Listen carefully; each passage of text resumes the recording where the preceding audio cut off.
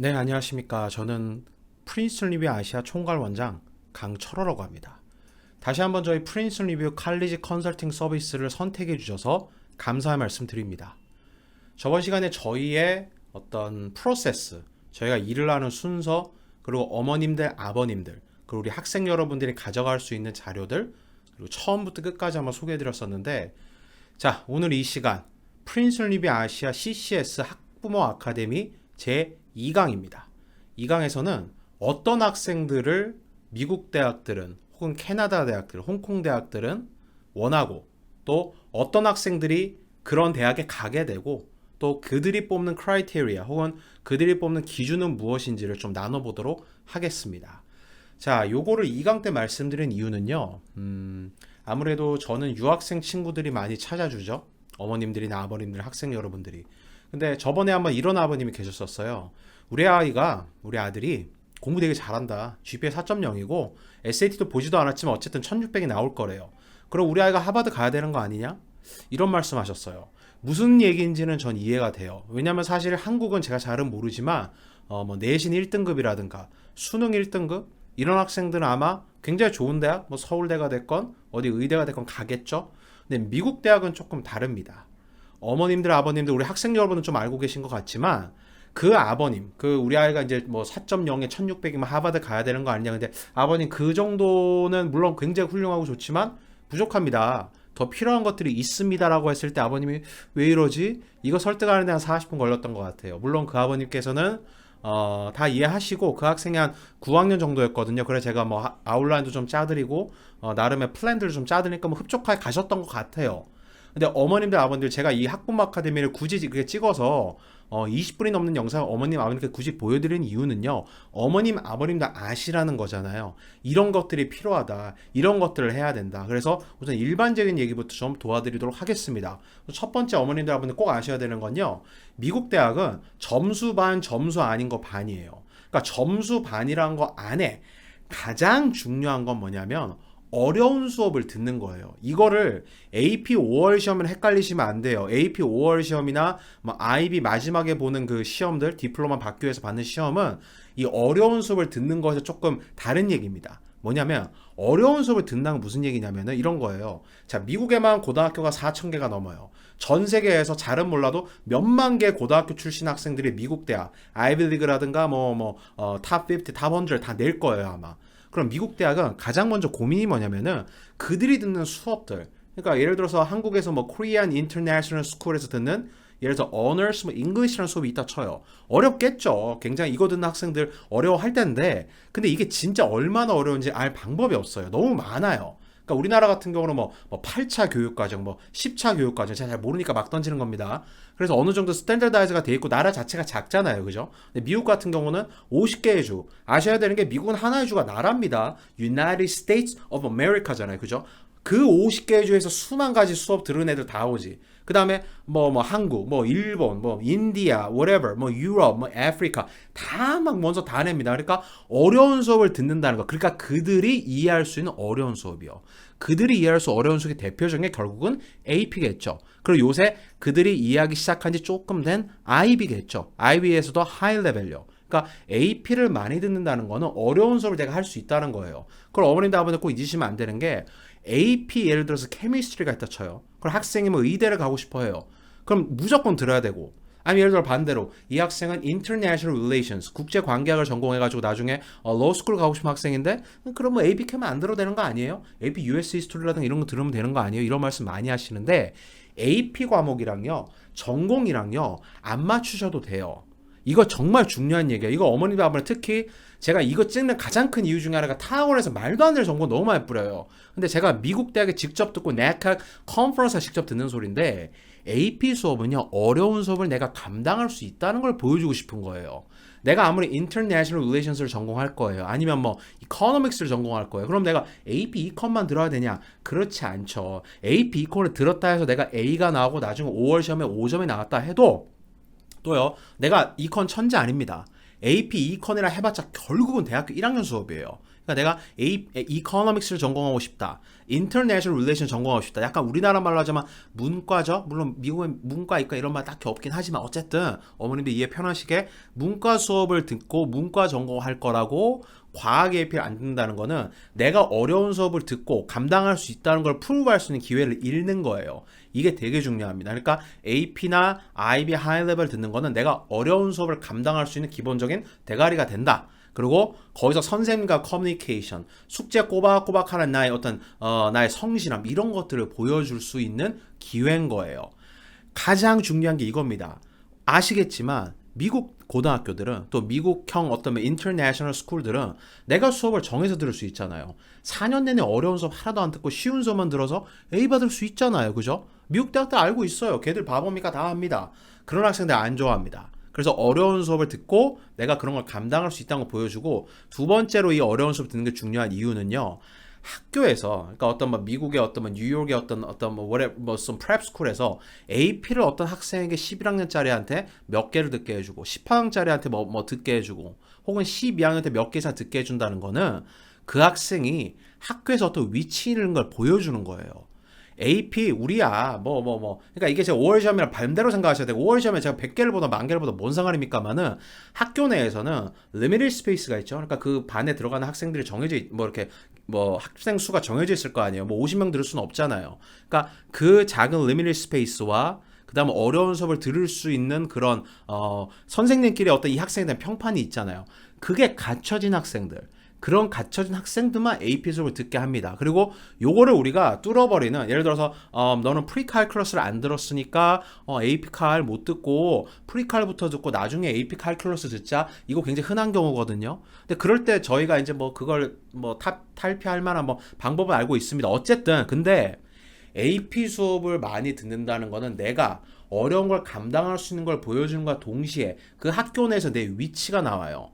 이게 나중에 카운슬러 리포트라 해가지고 그 원서 낼 때 카운슬러가 이렇게 쓰는 거 있거든요. 이 학생이 우리 학교에서 전교 몇 등, 보통 미국은 상위 몇 프로 이렇게 쓰긴 하지만은 어쨌든 거기 그다음 우리 학교에 AP가 7개가 오퍼가 되는데 얘는 무려 5개 혹은 6개를 들은 학생이다. 이걸 보여주게 되면은 대학에서는 알죠. 아, 얘가 이 고등학교에서는 조금 인정받는 아이구나, 좀 밀어주는 아이구나.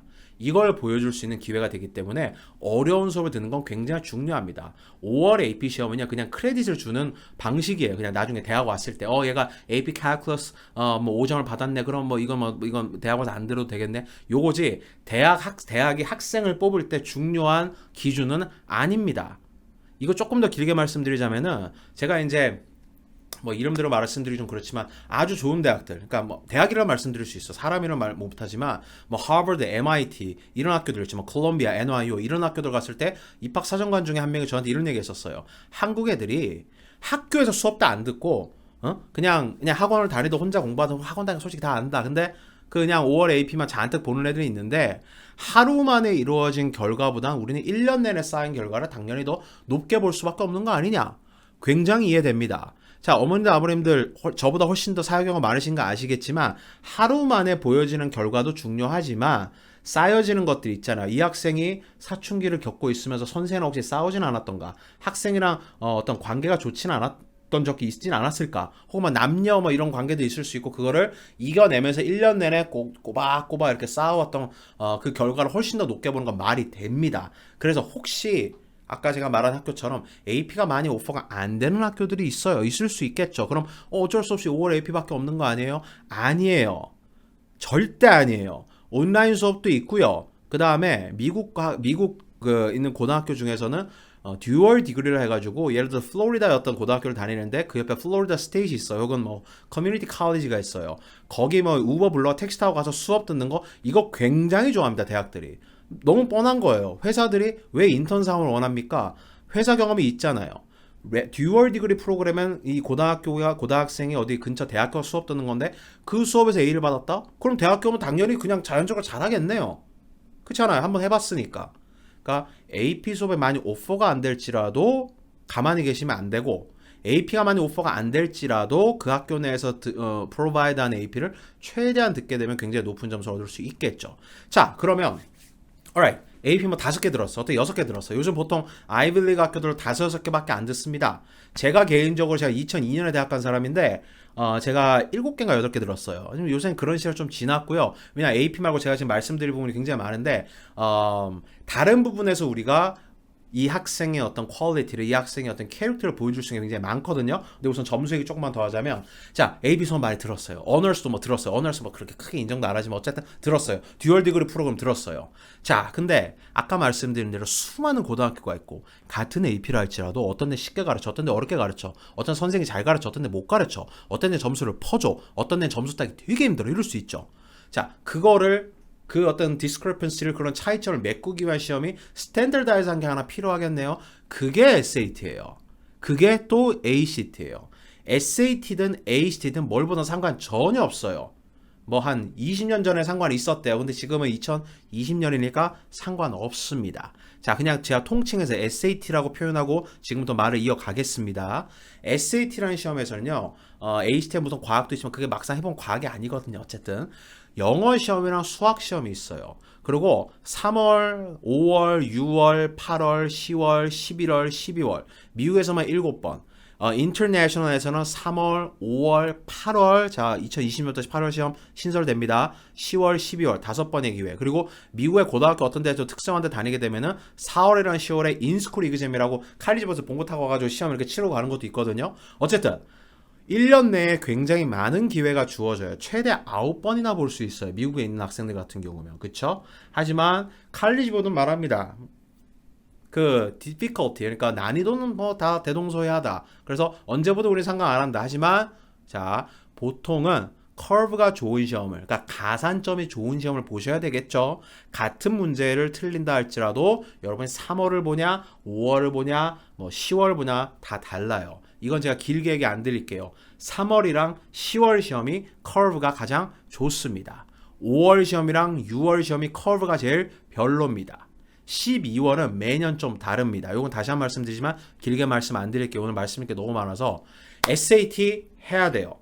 SAT 없이 학생을 평가하다는 거 한 2년 전인가 시카고 대학의 SAT를 옵셔널로 바꾸고 약 1년 전부터 UC가 옵셔널 바꾸고 생각하다가 2020년 초에 노노노 SAT 옵셔널 바꾸지 않겠다고 했거든요. 자, 근데 시카고 대학의 SAT 옵셔널인 건 맞아요. 그 외에도 조지 워싱턴이라든가 아메리칸 유니버시티라든가 옵셔널을 바꾼 학교들 많아요. 하지만 아직은 SAT는 굉장히 중요합니다. 왜? 제가 입학사정관들 만나보니까 얘들이 몇십 년 동안 SAT 없이 학생을 평가해 본 적이 없어요.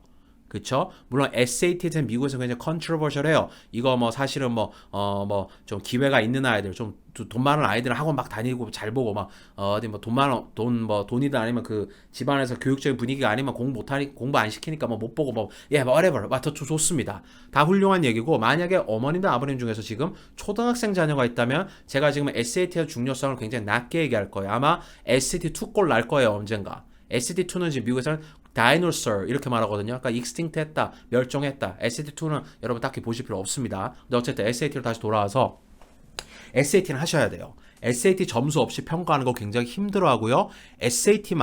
아직은 SAT만큼 스탠더다이즈하게 그 수많은 고등학교에서 내는 학생들을 스탠더다이즈하게 일반적으로 평가할 수 있는 정량적인 가치를 띈 어떤 measure, 어떤 그 툴은 없어요. 아직은. 그래서 SAT는 근데 학기 중에 준비하지 마시고 방학 중에 준비하시는 게 좋을 겁니다. 그래서 아까 제가 처음에 말씀드렸던 점수 반, 점수 아닌 거 반에서 가장 중요한 건 어려운 수업을 듣고 거기는 GPA, and then SAT or ACT고 그다음 하나 더 있습니다. TOEFL이 있어요. 이거 보시는 학생들 대부분이 아무래도 English가 first language가 아니겠죠. 시민권 학생들이 할지라도 first language가 English가 아니면은 TOEFL은 봐야 되는 경우가 많습니다. TOEFL 가지고 나중에 제가 그 첫 1강 때도 말씀드렸지만 발목 잡힌 학생들이 가끔 나와요. 그래서 TOEFL은 보통 학교들이 90점 요구합니다. 하버드가 100점 요구합니다. 미국 학교 기준으로 우선 말씀드리자면 그래서 엔간하면은 준비를 하시는 게 좋은데 이게 학교 내에서의 공부가 사실 토플이거든요. 그 토플 못 본 학생들은요.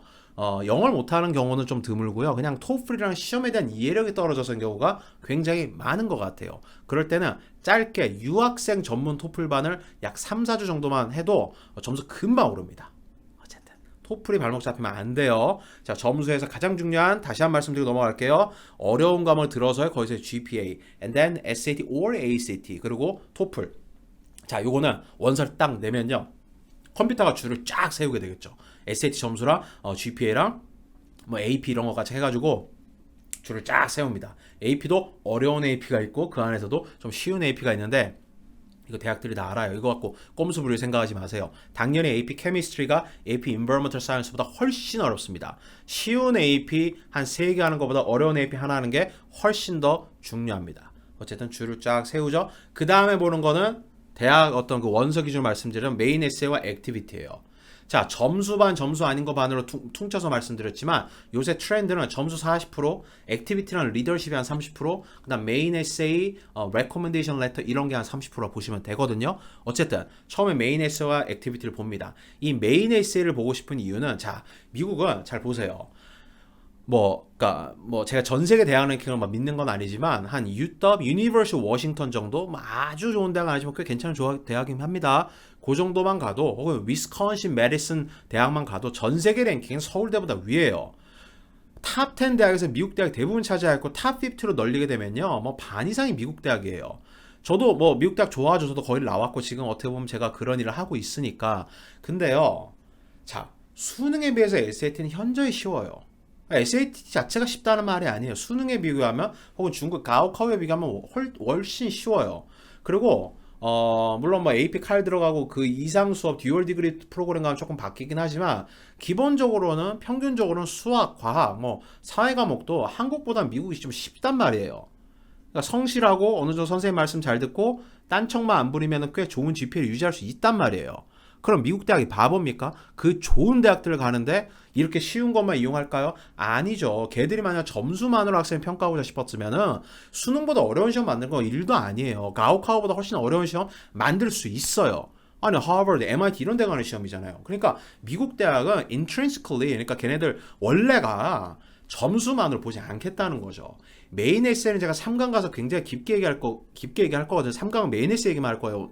오늘 2강 지나고 또 찍을 거. 근데 아셔야 되는 거는 메인 에세이로 어머님 혹은 아버님 보여줘야 되는 거는 자랑이 아니에요. 그러니까 그냥 나의 솔직한 매력을 보여줘야 되는데 이게 말이 쉽죠, 사실. 매력이란 게 뭡니까? 사람이 아무리 엄청난 말을 해야 되고 뭐라 하더라도 그냥 눈빛 하나 혹은 어떤 미소 하나 어떤 그 사람의 옷 상태 이런 거에 우리가 감정적으로 반응해 그 사람 좋고 싫고가 나올 수 있죠. 사람 만났을 때. 메인 에세이도 사실 마찬가지예요. 굉장히 퍼스널해요. 그리고 미국 대학이 원하는 에세이가 있어요. 한국 글쓰기는 미국 글쓰기가 잘 맞지 않는 것 같아요. 제가 예를 들어 볼까요? 한국에서 가장 좋은 문학상이 이상문학상이죠. 물론 다른 상들도 있겠지만 이상문학상은 단편문학상입니다. 미국에서 가장 그 글작가들이 좋아하는 상들은 퓰리처상이에요. 퓰리처상은 장편문학이에요. 한국은요, 그래서 단편문학 같은 것처럼 스타일이 굉장히 강조가 돼요. 이 파란색만 해도 퍼렇다, 푸르스름하다, 파랗다, 청색이다. 수많은 표현들 있잖아요. 한글이 너무 아름답잖아요, 사실. 그래서 스타일적인 측면에서 굉장히 높은 점수를 주는데, meanwhile, in the States, 그러니까 미국에서는요, 스토리예요. 그러니까 여러분, 어머님들 혹은 아버님들, 댄 브라운의 다빈치 코드라고 혹시 보셨을 거예요. 혹시 영문편으로 보셔서 그냥 한번 글들만 보세요. 굉장히 심플해요. 그러니까 그러니까 부사, 그 adjective, adverb, 그러니까 뭔가를 꾸며대는 말이 별로 없습니다. 이걸 미국에서 keep it simple and straightforward 해가지고 kiss라고 표현하거든요. 항상 글 쓸 때는 간결하게 써라. 왜? 난 너의 스토리가 보고 싶거든. 너 어떻게 살아왔는데? 그러니까 우리 학교에, 그러니까 이렇게 하는 거죠. 그 사람의 스토리를 보고 매력적으로 느껴서 이 아이가 어머님, 아버님의 자식이요, 아들이, 딸이요, 우리 대학에 왔을 때, 제가 예를 들어서 콜롬비아라 칩시다. 어떤 어떤 value가 에디션이 되는지가 보고 싶은 거예요. 그래서 굉장히 어떻게 보면 쉬우면서 어떤 애들 이거 되게 쉽게 합니다. 하지만 이게 어떻게 보면 어머님, 아버님들이 저희 서비스를 이용하시는 이유라고 보시면 돼요. 가장 큰 이유 사실 이거예요. 저희가 자, 메인 에세이는 제가 길게는 내일 3강에서 다시 한번 말씀드리겠지만 그 650자 내에 미국 대학들이 또 대학별로 지역별로 원하는 게 다 다르거든요. 자, 처음 우리가 원서를 냈을 때 처음 650자짜리 메인 에세이를 보는 사람들 평균 나이는 25이 안 됩니다. 2명이서 봅니다. 이런 애들이. 그리고 둘이 나 얘 마음에 드는데 얘는 싫은데 둘이 싸워요. 싸운다고 뭐 치고받거나 아니고 야 얘 뽑자. 에이 이 사람아 이거 별로잖아. 그럼 둘이 막 이렇게 하다가 의견 충돌이 나오죠. 그러니까 둘 다 오케이 오케이 했으면 걔는 뽑히는 거고 No, no, no, I don't like this guy. 근데 얘는 난 얘 좋은데. 그러면은 한 제 또래 한 30대 중반 후반에 와가지고 한 보자. 그 보고 이제 세 명이니까 2대1로 결판이 나겠죠. 근데 그 다시 오는 그 뒤에 오는 사람 봐도 좀 그런데 그러면 이제 약간 커미티라 해가지고 위원회로 넘어가거든요. 근데 어쨌든 메인 에세이는 걔들이 정말 대놓고 얘기하는데 정말 정말 중요해요. 저희가 1300대로 버스 유니버시티 보내고 1100대로 UC 얼바인 보내고 올해도 뭐 1500 안 넘고도 저희 IB 잘 보내거든요. 그 이유는 메인 에세이에 있습니다. 이게 글 잘 쓰는 거 아니에요. 저보다 글 잘 쓰는 사람 세상에 너무 많아요. 저희 컨설팅보다 글 잘 쓰는 사람 뽑으면 많을 거예요. 하지만 스타일이 중요한 게 아니에요. 그들이 원하는 스토리를 잡고 그들이 원하는 방식으로 써줘야 되는데 이거 다시 한 번 말하지만 나중에 한번 길게 말씀드릴게요. 자 그럼 메인 에세이 보고 액티비티를 봅니다. 학생들이 8시부터 대충 3시까지 학교에 있습니다. 그리고 3시 뭐 여러 가지 하고 집에 오면 4시 반쯤 돼요. 6시라 칠게요. 스포츠도 있고 낮잠 잘 수도 있으니까. 그럼 6시부터 새벽 1시까지 약 7시간. 곱하기 월화수목금 35시간. 주말에 한 15시간씩 있다 치면은 30시간. 그럼 65시간 per week. 한 주에 65시간 동안 뭐 했냐? 이게 액티비티예요. 잠자고 밥 먹고 화장실 간 것 빼고는 다 액티비티가 될 수 있지만 대학들이 보고 싶은 거는 자 학교야 맨드토리로 가는 거 아니겠니? 너 어차피 가야 되잖아. 학교에서 공부시키는 거 뭐 할 건데 뭐 짜증 내든 뭐든 어쨌든 좋아. 그거는 우리가 점수로 볼게. 하지만 학교 외에 네 의사로 너의 의지로 네가 진짜 안 해도 되는데 뭐 게임만 하고 넷플릭스만 볼 수도 있는데 굳이 시간 들이고 공력 들이고 돈 들여서 한 것들 그게 너를 보여주는 거야 라고 대학들은 얘기하고 있죠. 그래서 10개 쓸 수 있어요. 커먼 앱 기준으로. 그 다음에 UC 같은 건 20개 쓸 수 있는 이거 조금 다릅니다. 어쨌든 10개라고 보시면 되는데 첫 번째부터 다섯 번째까지 그러니까 중요한 순서대로 쓰거든요. 요거 되게 중요합니다. 요것도 어떻게 보면은 그들이 원하는 게 확실히 있는 것 같아요.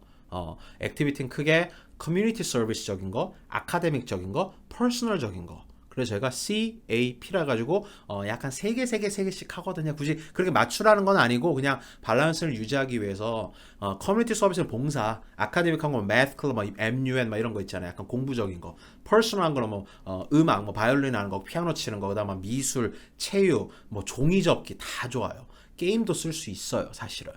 어쨌든 액티비티 굉장히 중요합니다. 그 다음에 액티비티와 메인 에세이를 통해서 자연스럽게 스며져 나오는 이 리더십이 되게 중요해요. 리더십이라고 꼭 무조건 무슨 장, 무슨 회장 이걸 말하는 거 아니에요. 리더십은요 다른 사람의 어떤 선한 영향력을 끼칠 수 있는가. 왜냐면 자 생각해 보세요. 아주 좋은 대학을 예로 들어봅시다. 하버드, 다르트머스, 콜롬비아 많은 학생 뽑지 않아요.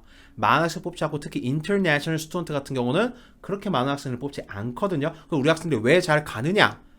리더십이 뭐냐? 걔들이 와가지고 그냥 가만히 그냥 공부야 잘하니까 도서관 가서 공부 하나 열심히 하고 그냥 집에 가서 그냥 푹 잤다가 수업이나 가고 그냥 선생님이 말하면 그냥 흐흐 웃기나 하고 이런 학생 원하지 않아요. 이런 그냥 재밌대가리 없는 걔들 표현을 하자면 그런 그냥 가만히 있는 학생들 그냥 웃기나 하고 공부나 좀 잘하고 시험이나 잘 보고 4년 띡질하면 졸업해가지고 다시는 대학을 찾지도 않는 노노노. 얘들이 인터내셔널 스튜던트를 뽑아가지고 밸류 에디션이 되면서 동시에 뭔가 어떤 아젠다가 나왔을 때 발표도 좀 하고 그 다음에 나중에 또 졸업하면 좀 우리한테 기부금도 좀 내고 좀 이렇게 좀 미국적인 가치를 원하거든요.